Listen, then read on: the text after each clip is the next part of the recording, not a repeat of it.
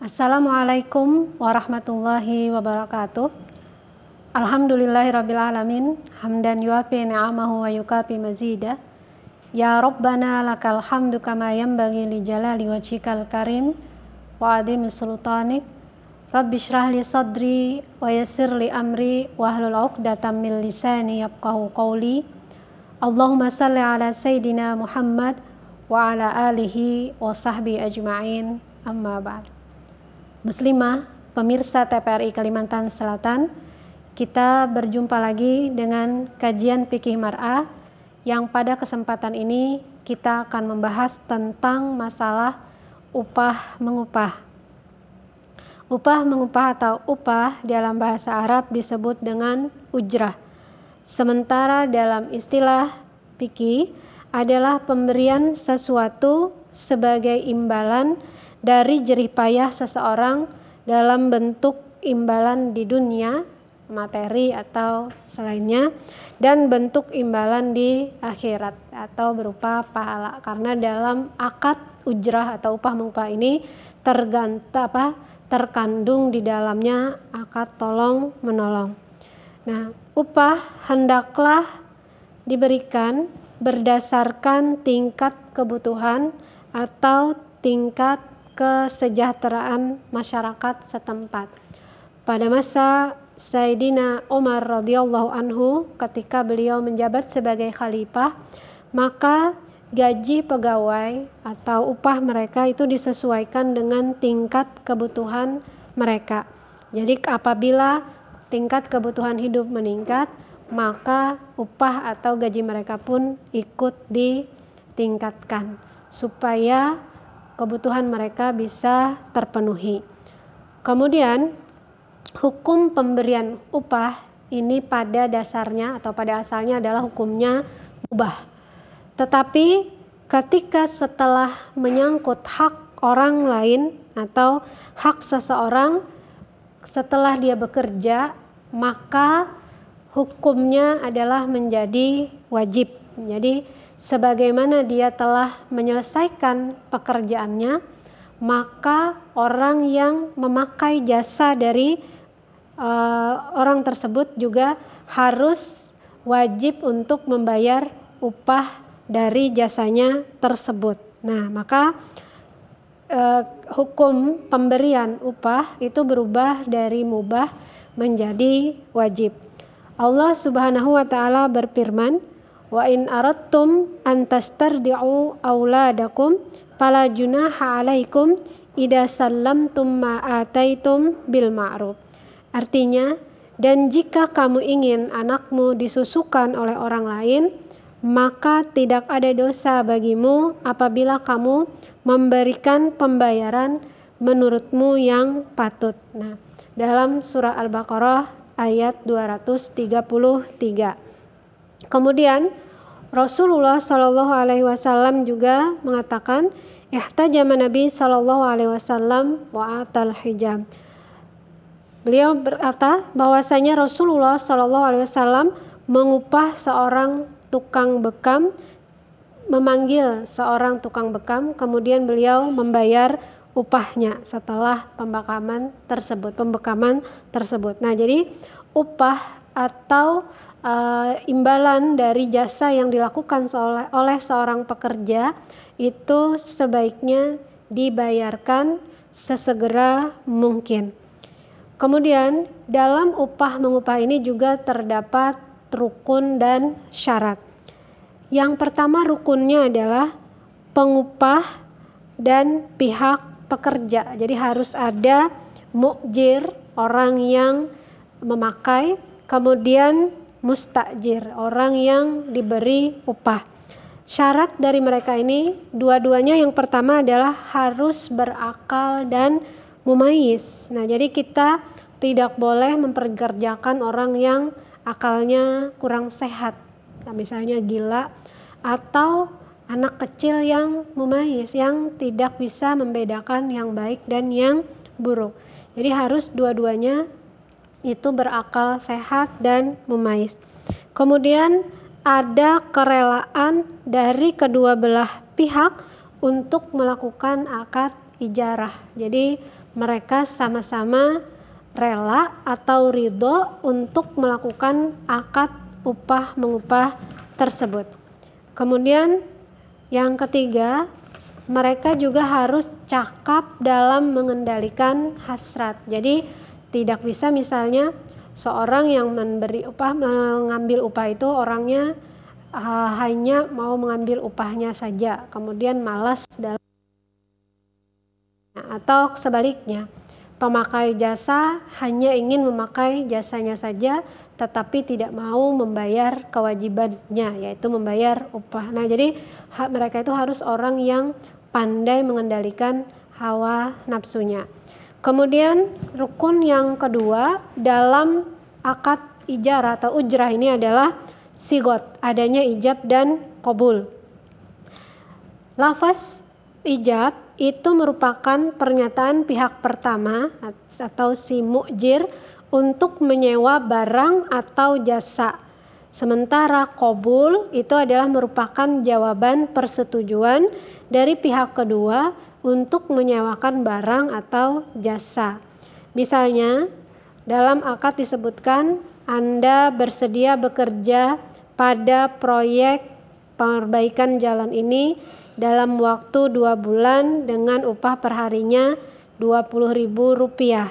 Nah, kemudian si mustajir, penerima jasa yang memberikan jasa ini mengatakan bahwasanya ya, saya bersedia. Nah, jadi itu adalah akad dalam upah mengupah atau bisa dituangkan dalam tulisan, kemudian kedua belah pihak saling menandatangani akad tersebut. Kemudian rukun yang berikutnya adalah adanya upah atau imbalan. Bisa berupa uang atau hal lainnya yang dibayarkan sebagai balasan dari jasa yang dilakukan oleh mustajir. Nah, dan upah ini disyaratkan harus jelas. Jadi berapa, kalau misalnya nominal, berapa nominal yang harus dibayarkan untuk pekerjaan tersebut dan dibayarkan dengan cara apa? Misalnya dengan cara tunai atau boleh diambil sedikit demi sedikit. Kemudian syarat berikutnya adalah adanya kemanfaatan. Jadi pekerjaan yang dilaksanakan itu harus bermanfaat. Kemudian setelah selesai dari pengerjaan, maka disyaratkan untuk pembayaran upah tersebut disegerakan. Sebagaimana hadis Rasulullah Shallallahu Alaihi Wasallam, "Atul ajira ujrata ajrahu qabla an yajipa arakahu." Nabi mengatakan, berikanlah kepada buruh upahnya sebelum kering keringatnya. Nah, jadi ini adalah rukun dan syarat dalam upah mengupah. Muslimah, pemirsa TPR Kalimantan Selatan, kita akan bahas pekerjaan-pekerjaan apa yang diperbolehkan untuk diambil upahnya setelah jeda berikut.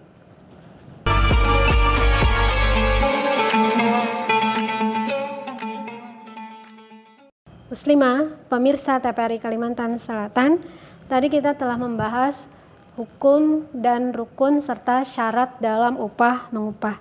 Sekarang bagaimana misalnya apabila upah tersebut kita dapatkan dari kontrak kerja ketika kita berprofesi sebagai aktor atau aktris. Nah, sebelum kita membahas tentang hukum upah yang diambil dari profesi tersebut, kita akan membahas hukum bagaimana menurut pandangan Islam tentang seni peran. Nah, seni peran ini adalah salah satu sarana untuk menyampaikan sebuah ide atau gagasan dan merupakan salah satu sarana yang dinilai cukup penting karena mungkin ada beberapa ide yang tidak bisa ditangkap jelas jika disampaikan melalui tulisan atau melalui lisan. Karena itulah Rasulullah SAW pun pernah mempergunakan seni peran ini sebagai alat beliau atau sarana beliau menyampaikan dakwah beliau. Beliau pernah mempraktekkan melakukan tata cara sholat di atas mimbar yang disaksikan langsung oleh para sahabat sebagaimana diriwayatkan oleh Imam Bukhari. Nah, jadi Rasulullah menyampaikan dakwah, menyampaikan ajaran Islam itu juga tidak terlepas dari seni peran. Namun pada perkembangannya pada beberapa saat sekarang, seni peran ini tidak murni sejalan dengan ajaran syariat, karena kadang-kadang disisipi dengan hal-hal yang tidak sesuai dengan tuntunan ajaran agama kita. Akan terdapat misalnya di situ ketika memerankan sesuatu ada yang auratnya tidak tertutup dengan sempurna, atau ada adegan-adegan yang tidak sesuai dengan ajaran Islam, atau mungkin seni peran tersebut mengandung beberapa misi atau ajaran yang justru melecehkan ajaran Islam. Nah, bagaimana hukum seni peran ini menurut ajaran fikih? Seorang pemikir Islam yaitu Muhammad Musa dalam tesis beliau yang berjudul tentang Ahkamut Tamsil fil Fiqhil Islami, beliau mengatakan bahwasanya para ulama sepakat apabila seni peran tersebut mengandung hal-hal yang diharamkan dalam agama, seperti misalnya mempertontonkan hal-hal yang mengandung syahwat, atau ajaran atau adat istiadat yang tidak sesuai dengan ajaran Islam dan mengandung ajaran kemusyrikan dan kekafiran, maka ulama sepakat bahwa hukum seni peran tersebut adalah haram. Demikian juga para ulama juga sepakat bahwasanya diharamkan seorang aktor atau aktris berperan apabila mereka memerankan sebagai malaikat atau para nabi dan para sahabat Rasulullah Shallallahu Alaihi Wasallam. Hal ini tertuang dalam kesepakatan Al-Majma' Al-Fiqhil Islami pada tahun 1945.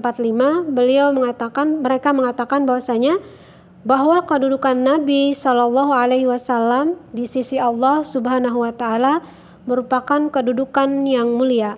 Begitu juga di hati umat Islam, Allah telah mengangkat namanya, meninggikan derajatnya, para malaikat bersalawat kepadanya, dan Allah juga memerintahkan umat Islam untuk bersalawat kepadanya. Karena kedudukan para nabi, para malaikat yang tinggi ini, maka tidak diperbolehkan kita untuk memerankan peranan sebagai nabi atau para malaikat. Kemudian apabila seni peran tersebut terbebas dari hal-hal yang diharamkan oleh agama, apakah diperbolehkan seorang aktor atau aktris memerankan peran tersebut dalam hiburan misalnya? Hal ini juga ulama berbeda pendapat.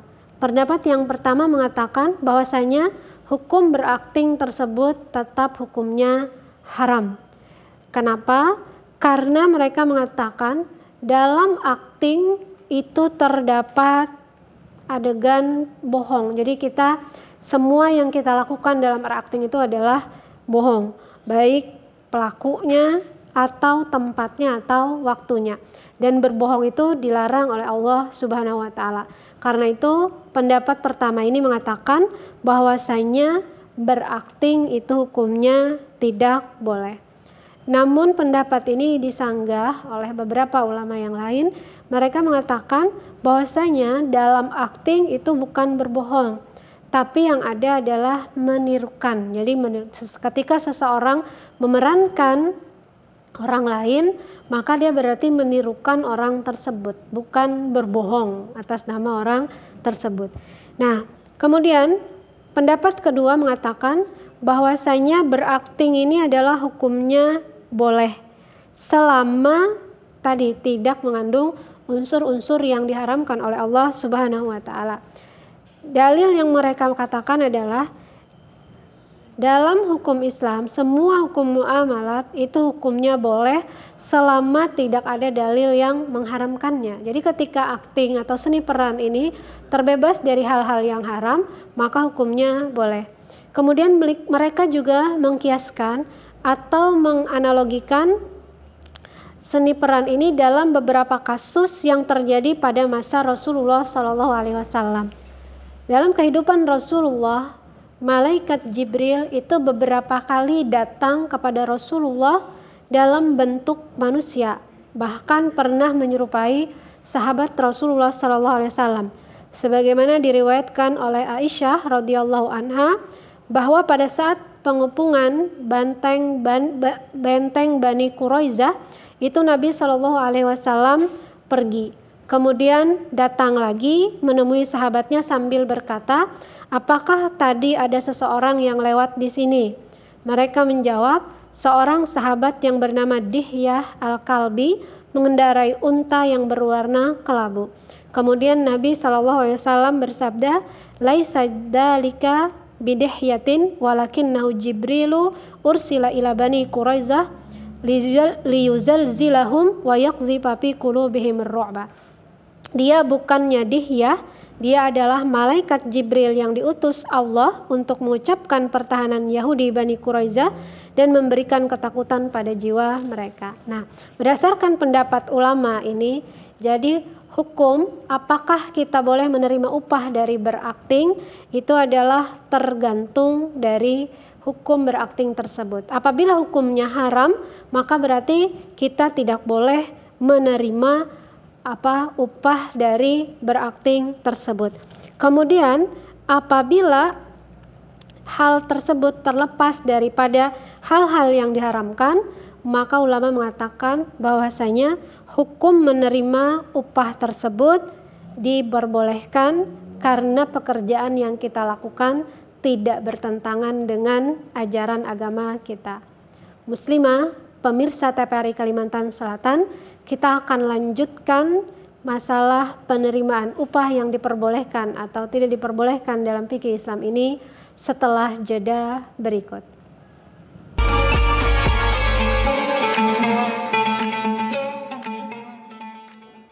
Muslimah, pemirsa TPRI Kalimantan Selatan, dalam perkembangan sekarang itu juga kadang-kadang kita memberikan upah atau imbalan kepada seseorang yang melakukan ibadah.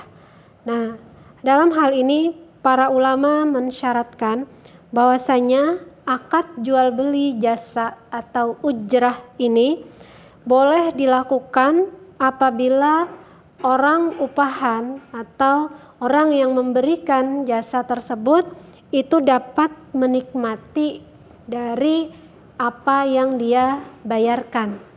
Jadi apabila misalnya seseorang membayar orang lain untuk melakukan sholat atas nama dia misalnya, sementara untuk melakukan sholat tersebut dia memberikan upah nominal uang kepada orang tersebut. Nah, dalam hal ini pada kenyataannya sholat yang dilakukan oleh orang upahan tersebut itu tidak menggugurkan kewajiban orang yang memberi upah. Berarti dalam hal ini dia tidak menerima manfaat dari nominal uang yang dia bayarkan kepada orang yang menerima pekerjaan dari dia tadi. Maka dalam hal ini ulama mengatakan bahwa terjadi kezaliman karena dia mengeluarkan upah kemudian tidak menerima manfaat dari upah tersebut.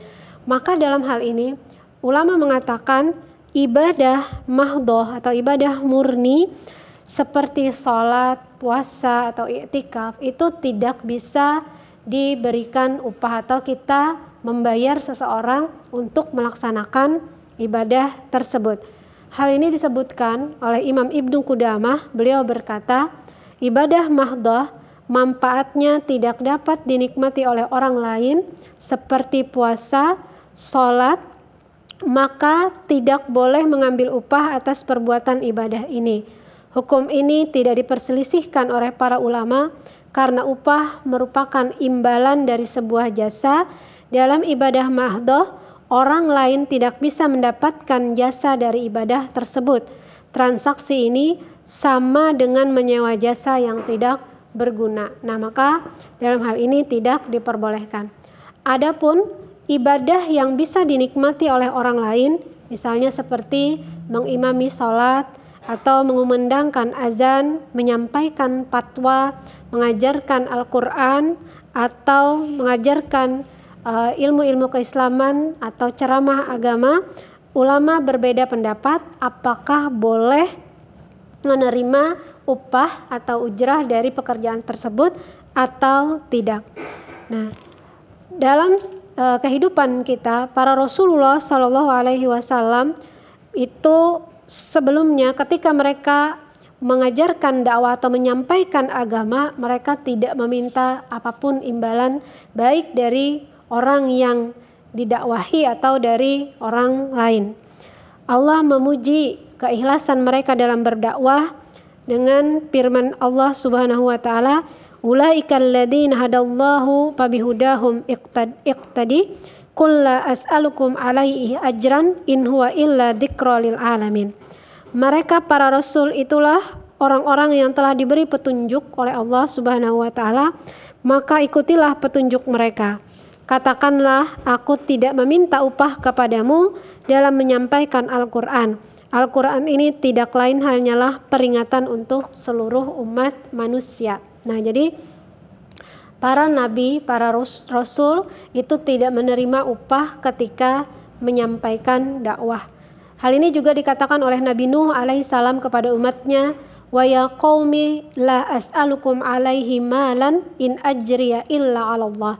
Dan dia berkata, hai kaumku, aku tiada meminta harta benda kepada kamu sebagai upah bagi seruanku, upahku hanyalah dari Allah Subhanahu wa ta'ala. Nah, jadi keikhlasan para nabi itu perlu kita tiru dalam menyampaikan dakwah.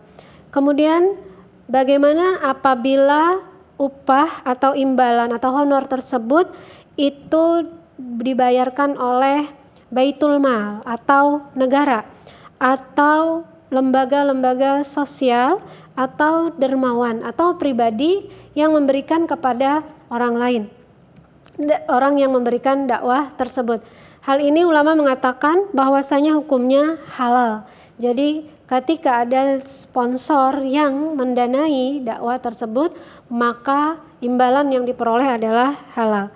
Kemudian apabila dijanjikan, jadi misalnya seorang guru itu dia berjanji akan mengajarkan Al-Quran kepada seseorang dengan imbalan misalnya 100.000 setiap kali datang, setiap kali pertemuan. Atau misalnya seorang pendakwah ketika diminta untuk mengisi acara, dia mensyaratkan akan menerima honor 1 juta rupiah setiap kali dia berdakwah. Nah, jika misalnya tidak terpenuhi, maka dia tidak akan mengisi acara tersebut atau guru tersebut tidak akan datang untuk mengajarkan Al-Quran. Para ulama berbeda pendapat apabila terjadi persyaratan seperti ini.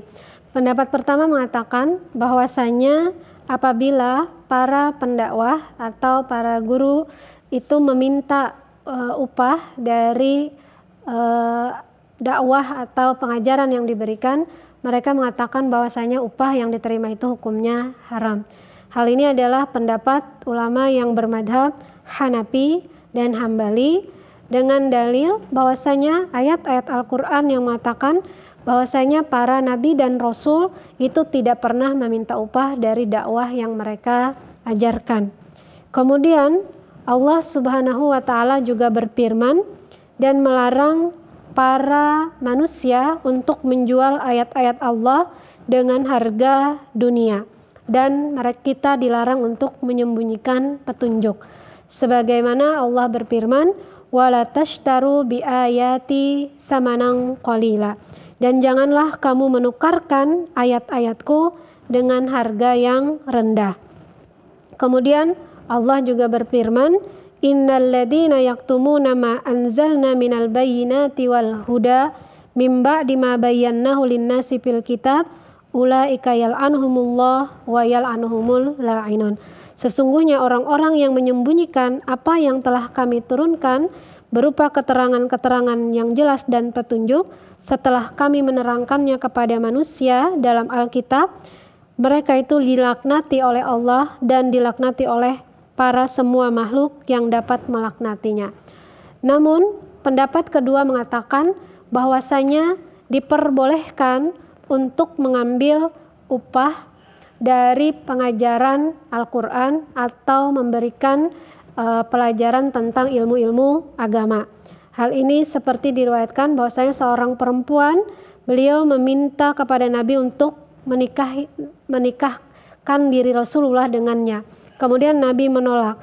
Lalu ada seorang sahabat yang maju dan berkata bahwa dia mau menikahi perempuan tersebut. Kemudian Nabi mengatakan, carilah mahar untuk perempuan tersebut. Lalu orang tersebut mengatakan dia tidak mempunyai mahar. Kemudian Nabi mengatakan berapa dia hafal Al-Quran. Kemudian dia menjawab dia hafal beberapa surah dalam Al-Quran. Maka Nabi mengatakan, qad jawwaznakaha bima ma'aka minal Quran. Kami telah menikahkanmu dengan perempuan tersebut dengan mahar mengajarkan wanita itu beberapa surat Al-Quran yang engkau hafal. Nah, jadi dalam hadis ini Rasulullah memperbolehkan seseorang untuk mengambil imbalan dari mengajarkan ayat-ayat Al-Quran atau ilmu-ilmu agama. Menengahi kedua pendapat ini, para ulama mengatakan bahwasanya apabila seorang pendakwah atau guru itu memerlukan upah untuk memenuhi kebutuhan hidupnya, maka diperbolehkan untuk mengambil upah. Jadi kalau sekarang misalnya untuk biaya transportasi dan sebagainya, maka diperbolehkan untuk mengambil upah. Tetapi kalau misalnya itu untuk bermewah-mewah, untuk memenuhi gaya hidup, maka tidak diperbolehkan mengambil upah dari mengajarkan Al-Quran atau mengajarkan ilmu-ilmu agama, menurut pendapat ulama.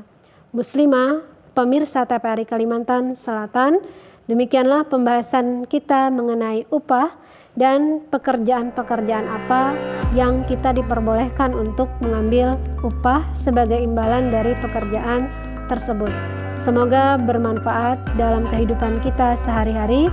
Kita tutup dengan sama-sama berdoa. Subhanakallahumma wa bihamdik asyhadu an la ilaha illa anta astaghfiruka wa atubu ilaik. Assalamualaikum warahmatullahi wabarakatuh.